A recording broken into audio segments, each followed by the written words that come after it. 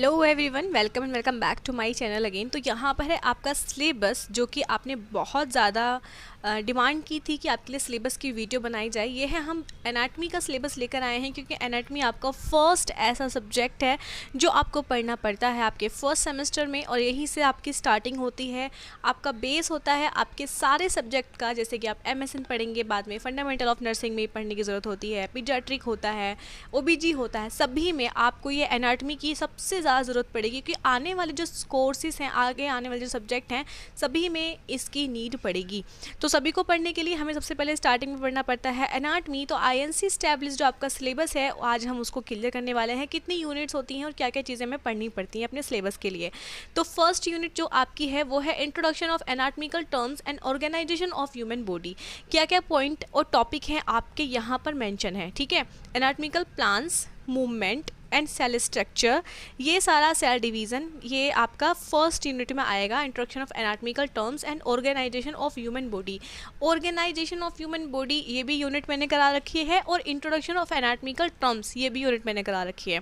मैं इन यूनिट्स का link description box में दे दूँगी, और चैनल का लिंक भी मैं उसमें डिस्क्रिप्शन बॉक्स में डाल दूंगी, ताकि आपके लिए इजी हो जाए पढ़ना, और जो इजी नोट्स है वो आपको मिल सके, ठीक है। वहाँ पर मैंने बहुत अच्छे से एक्सप्लेन भी किया है और इजी नोट्स आपको प्रोवाइड किए हैं। तो ये आपका जो है यहाँ पर definition of terms and related to anatomical position, इसमें हम एनाटमिकल पोजीशन पढ़ेंगे, ठीक है। और डिस्क्राइब द एनाटमिकल प्लान्स, जो एनाटमिकल प्लान्स होते हैं, axial, transfer, horizontal, sagittal, vertical planes, coronal, frontal, oblique, ये सारे हम पढ़ेंगे टॉपिक 2 में।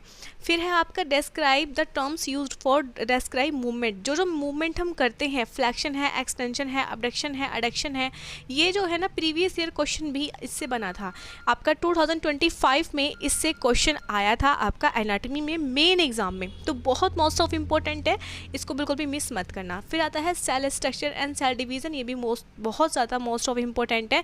इसको पढ़ लोगे तो आपको आगे आने वाले जो एपिथेलियल है, मस्कुलर है, कोबाइडल है, और भी बहुत सारे टिश्यू, एपिथेलियम टिश्यू और फैटी टिश्यू, सभी कुछ पढ़ लोगे इसमें, आपका cell structure and cell division. फिर आता है माइटोसिस है, मियोसिस है, आगे आने वाले में बहुत ज़्यादा आपको इसकी नीड होने वाली है।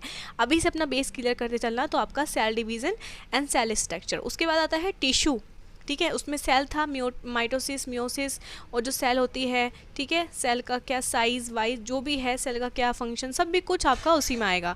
और आप कहते हैं टिश्यू, जिसमें आपका definition, types, characteristics, classification and location, ठीक है, ये आपकी किस में आएंगे। Organisation of human body and structure of cell, tissue, membranes and glands, इसमें आपके मेम्ब्रेन्स भी आएंगे, ग्लैंड्स भी आएंगी।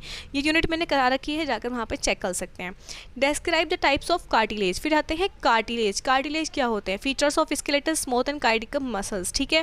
कंपेयर ऑफ कॉन्ट्रैक्ट्स और feature of skeletal smooth and cardiac muscles, application in nursing, ये इतना ज़्यादा मतलब इम्पोर्टेंट नहीं है, ठीक है। ये आपकी बस सिलेबस में दिया हुआ है, तो पढ़ना ज़रूरी है।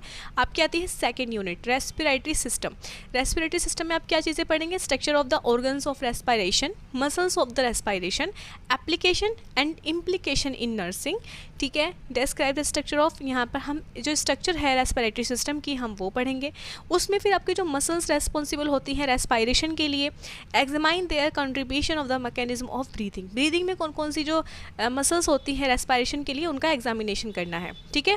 ये आपके रेस्पिरेटरी सिस्टम का आपका सिलेबस है। देखिए, सारा सिलेबस पढ़ना बहुत ज़्यादा ज़रूरी है, आपके एग्जाम में कुछ भी पूछ लिया जा सकता है। थर्ड यूनिट की अगर हम बात करें तो डाइजेस्टिव सिस्टम है, जिसमें आपका बहुत ही अच्छा बेसिक सा आपका ये यूनिट है, बहुत ही इजीली आपको समझ में भी आ जाएगा। डाइजेस्टिव सिस्टम की जो यूनिट है ऑलरेडी मैं अपलोड कर चुकी हूँ, डिस्क्रिप्शन बॉक्स में आपको सभी के लिंक मिलेंगे। एक चीज़ और, मैं अपने टेलीग्राम चैनल का लिंक भी अपलोड कर दूँगी, ताकि आप जो PDF है ये आप वहाँ पर मिल सके। आपको पूरे ये सिलेबस की जो PDF है वहाँ पर मैं अपलोड कर दूँगी, टेलीग्राम चैनल ज्वाइन कर लेना। और भी जो बाकी सब्जेक्ट्स हैं, जैसे फिजियोलॉजी है, सोशियोलॉजी है, साइकोलॉजी है, सभी की यूनिट्स, सभी का सिलेबस मैं आपको प्रोवाइड कर दूंगी। देख लेना है, PDF के लिए टेलीग्राम चैनल ज्वाइन कर लेना है, ठीक है।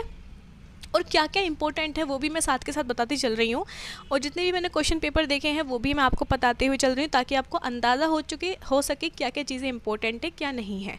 बाकी तो सभी कुछ इंपॉर्टेंट होता है।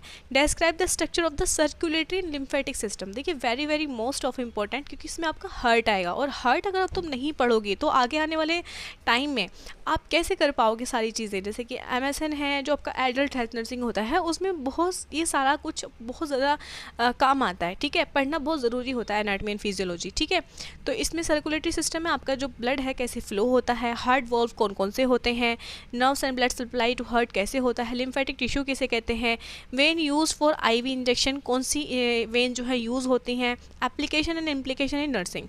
ठीक है, ये तो मस्ट है, नर्सिंग पढ़ रहे हो तो नर्सिंग में क्या क्या एप्लीकेशन है एप्लीकेशन होते हैं वो। ठीक है, ये भी सर्कुलेटरी सिस्टम आपका फोर्थ यूनिट है।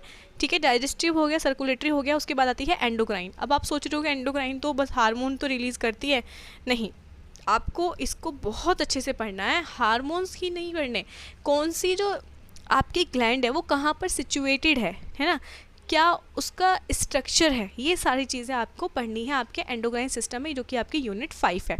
ठीक है, तो इसमें से आपके बन सकते हैं शॉर्ट क्वेश्चन और आपके ऑब्जेक्टिव टाइप क्वेश्चन बन सकते हैं।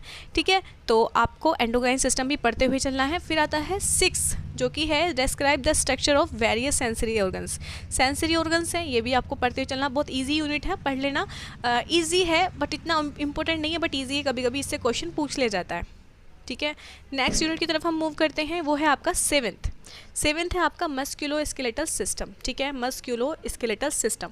Describe anatomical position and structure of bones and joints. ये यूनिट भी मैं करवा चुकी हूँ, 2 पार्ट मैंने अपलोड कर दिए हैं, तीसरा अपलोड होने वाला होगा।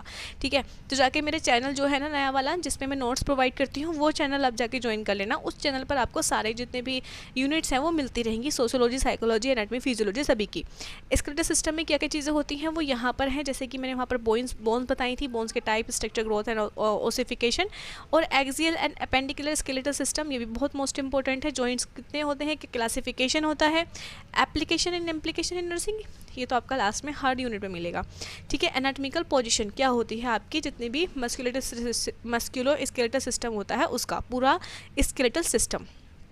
ठीक है, इससे आपका लॉन्ग क्वेश्चन पूछ लिया जाता है। ठीक है, ये भी आपका मस्कुलर सिस्टम में से ही आता है, जो कि आपका types of structure of muscles की ग्रुपिंग, प्रिंसिपल मसल्स, ये इतना इंपॉर्टेंट नहीं है बट आपको पढ़ना पड़ेगा। ठीक है, फिर आती है यूनिट 8, जिसमें क्या है आपका renal system, most of important unit of your anatomy subject, renal system. ठीक है, पढ़ लेना, इससे बहुत अच्छा लॉन्ग क्वेश्चन बन सकता है। जैसे कि मेरे रीनल सिस्टम का जो क्वेश्चन था वो फिजियोलॉजी में पूछ लिया था। एनाटॉमी फिजियोलॉजी दोनों सेम से ही होते हैं, बस उसमें फंक्शन होते हैं, इसमें एनाटॉमी यानी कि जो स्ट्रक्चर वगैरह ये होती हैं, लेकिन इसी से रिलेटेड होता है। एनाटॉमी पहले आनी चाहिए, उसके बाद फिर आपको फिजियोलॉजी आनी चाहिए। ठीक है, स्ट्रक्चर ऑफ किडनी क्या होता है, यूरेटर्स क्या होते हैं, bladder, urethra, application of implication in nursing. ठीक है, देखने में आपको लग रहा होगा कि कितना मतलब कितने से टॉपिक हैं, लेकिन इनको अच्छे से पढ़ना है, क्या क्या इनकी स्ट्रक्चर होती है, कहाँ कहाँ सिचुएटेड होते हैं, पूरा रीनल सिस्टम। ठीक है, बहुत इंपॉर्टेंट यूनिट है। उसके बाद हम पढ़ते हैं 9th यूनिट। 9th है आपका रिप्रोडक्टिव, जो कि आपका मोस्ट ऑफ इम्पोर्टेंट यूनिट में से एक है, रिप्रोडक्टिव यूनिट। देखिए मैंने 2 बताई थी, सेंसरी और एक आपका मस्कुलर सिस्टम में से एक जो नीचे वाले पॉइंट थे वो मैंने इतने इंपॉर्टेंट नहीं बताए, बाकी सभी कुछ इंपॉर्टेंट है, कहीं से भी एग्जामिनर आपको क्वेश्चन दे सकता है। ये तो सबसे, इस पर तो जितने मार्क आप लगा सको उतने मार्क लगा देना। नर्वस सिस्टम सबसे ज़्यादा इंपॉर्टेंट यूनिट है, आपके आने वाले सब्जेक्ट के लिए भी सबसे ज़्यादा इंपॉर्टेंट है आपकी नर्वस सिस्टम। ठीक है, तो नर्वस सिस्टम को बिल्कुल भी मिस नहीं करना है, बहुत एक्सप्लेनेशन के साथ पढ़ना है, और मैंने भी इसकी क्लासेस अपलोड की हुई हैं, जाके चैनल पर आप देख सकते हैं। ठीक है, तो नर्वस सिस्टम सबसे मोस्ट ऑफ इम्पोर्टेंट यूनिट आपकी एक है, जिसको आपको बहुत अच्छे से पढ़ना है। अगर आप पढ़ोगे तो ईजी समझ में आ जाएगा। ये सारा आपका INC एस्टैब्लिश्ड आपका सिलेबस था एनाटॉमी का। तो मुझे लगता है कि अभी आपको पता चल चुका होगा कितना एनाटॉमी में सिलेबस है, आपको कितना आपको पढ़ने की नीड है, और क्या क्या आपके क्वेश्चंस पूछे जा सकते हैं, ये भी मैंने आपको इस वीडियो में बता दिया है। बाकी सोशियोलॉजी, साइकोलॉजी, फिजियोलॉजी, बाकी का सब्जेक्ट भी मैं इस पर अपलोड कर दूंगी सिलेबस। तो आपको करना क्या है, चैनल को सब्सक्राइब करके रखना है ताकि नोटिफिकेशन आप तक पहुँच सके, और जितने भी आपके प्रीवियस क्वेश्चन पेपर हैं उसकी PDF और उसका लिंक वीडियो का मैं आपको डिस्क्रिप्शन बॉक्स में प्रोवाइड कर दूँगी। तो जितने भी प्रीवियस ईयर क्वेश्चन पेपर हैं सभी की वीडियो मैं अपलोड करती रहती हूँ, इसलिए चैनल को सब्सक्राइब करना बहुत मस्ट है। कैसे कैसे आपको अपने सेमेस्टर एग्ज़ाम्स में अच्छे नंबर लाने हैं, या किस तरह से आपको नर्सिंग केयर प्लान बनाने हैं यानी कि एनसीपी बनानी है, कैसे आप अपने असाइनमेंट बनाओगे, किस तरह से फ़ाइल बनाओगे, सभी कुछ मैं सिखाऊंगी अपने इस चैनल पर। इसलिए चैनल को सब्सक्राइब कर देना। Thank you so much. Video पसंद आया हो तो लाइक किए बिना बिल्कुल मत जाना। Bye bye.